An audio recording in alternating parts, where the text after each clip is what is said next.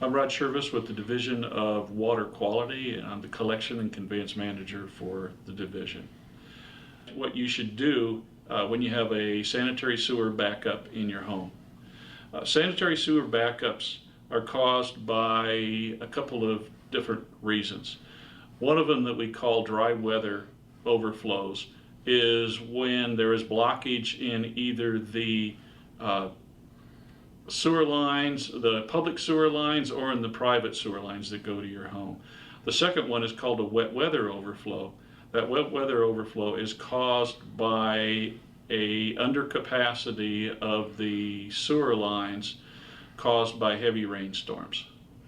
What we're going to talk about today is methods for preventing backups in your home. Second one, what you should do during backups in your home. And the third one is what you should do after the backups. The first one, the prevention for backups, is to know if your home has a problem with backups. And a way to be able to do that is if you're purchasing your home, you ask the real estate agent or the previous owner of the home if they've had any backup problems. The second way is to call up. Let's call at 311, ask for water quality, and somebody in water quality can look up the records in Let's Call and see if you've had any previous problems. The next one is you may purchase sanitary sewer backup coverage with your homeowner's insurance policy. The next one would be to be able to go out and locate your clean out in your yard.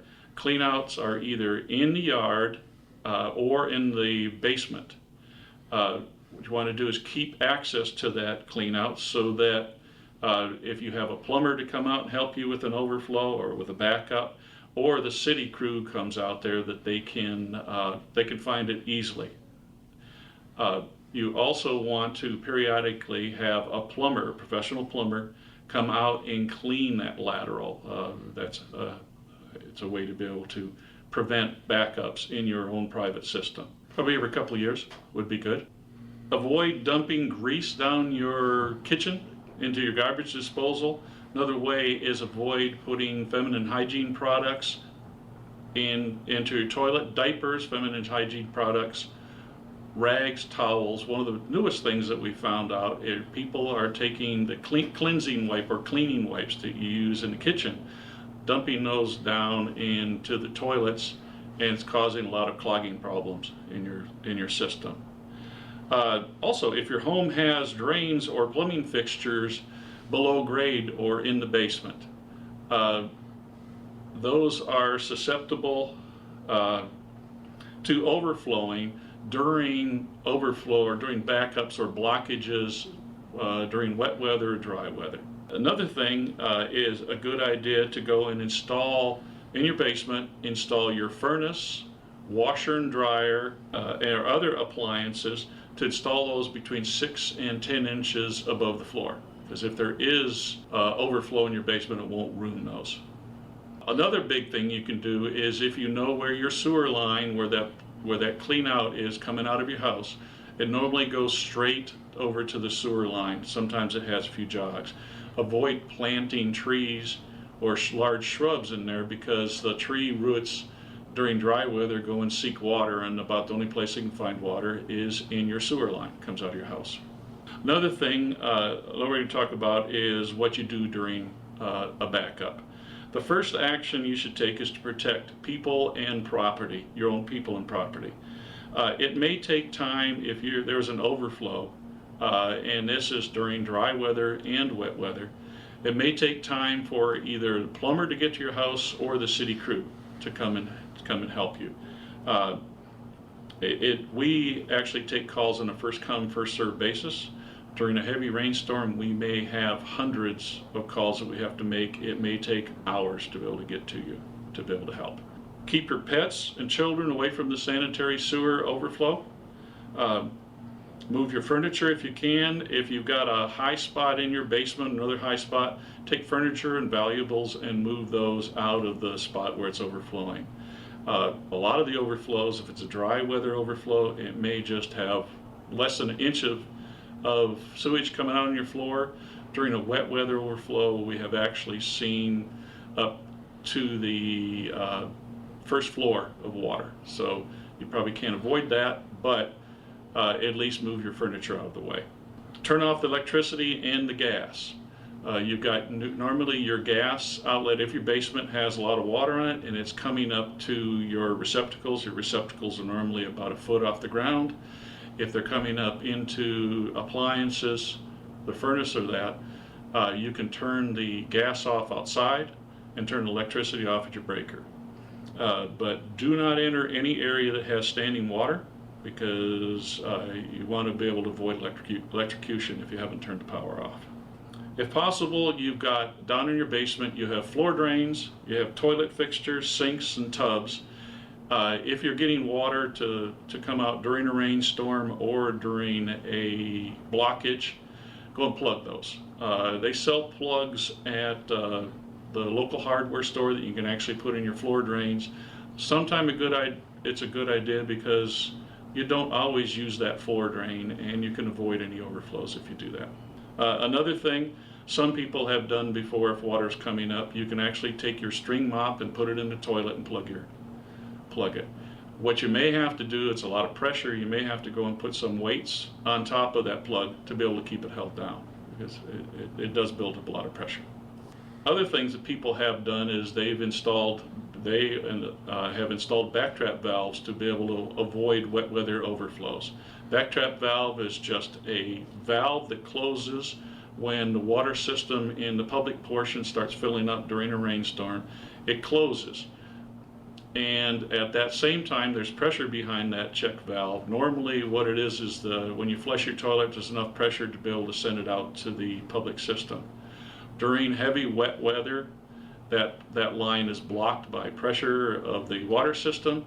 Avoid flushing toilets, taking baths, taking showers, running your washer and your dishwasher. Avoid doing that. If you do that, you'll flood yourself when that backtrap valve's closed. Normally during wet weather, it only takes sometimes hours for the pressure to go off of the outside system, and that valve will open up again. What you want to do is also call your plumber. If you have an overflow, call your plumber, have them come. They'll come out and either fix or unblock the line if it's in the private portion, and if it's in the public portion or the city's portion, they'll tell you that it's in the city's portion. Call Lexcall at 311. We'll send a crew out to be able to take a look and see what's wrong with the public portion and fix it. Then remember, avoid contact with the sanitary sewer. If you have to come in contact with it during an overflow, make sure you wear gloves, make sure you wash your hands a lot, and wear boots if necessary. After the backup, there are certain things that you want to do after the backup. If you want to clean the backup yourself, again, wear gloves. Some people wear boots, gloves, some people wear masks to be able to avoid any splashes. Properly disinfect everything that's come in contact with the sanitary sewers. You want to throw away belongings. You can wash some belongings in hot water and a detergent. They'll be safe to wear again.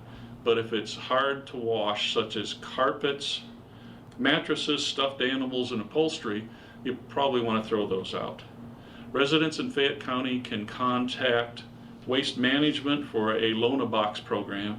Waste Management will bring a dumpster box out for you to throw your products that you really don't want to use anymore. After the overflow, you want to dry out the area that had the overflow. You're going to dry it out, open windows, open doors. You can come in and put fans in. If you have a little heater, you want to heat it up. That makes it dry faster, or put dehumidifier in to be able to dry it. And you don't want to restore your gas or electricity yourself. You want a professional to come out and to see if the appliances are electric, if the electric system, if it didn't have water damage, they can turn it back on, but they may have to perform some maintenance on it before they can turn it back on. Another thing you want to do is keep records, pictures, receipts of any of the damage that you've had, because if you have to claim it either for your insurance purposes, or you might have a claim against the city, you can at least keep those records.